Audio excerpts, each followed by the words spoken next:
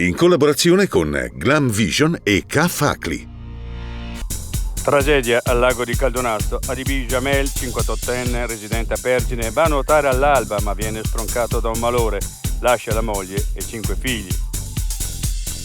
Caro Bollette, pronto a lasciare e a cambiare vita. Walter Botto a Il Dolomiti. Al Bar Pasi quasi 6.000 euro per l'energia elettrica di luglio. In tanti non capiscono la gravità della situazione.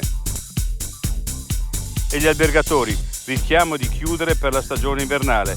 Battaiola, possibili aumenti del 25-30% solo per non lavorare in perdita.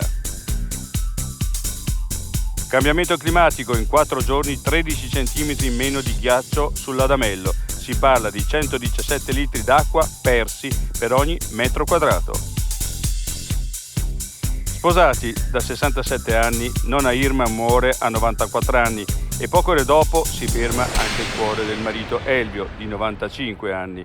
Grande lutto nel Bellunese.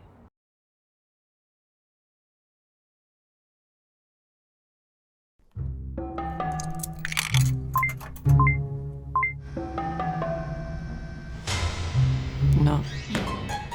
Dai.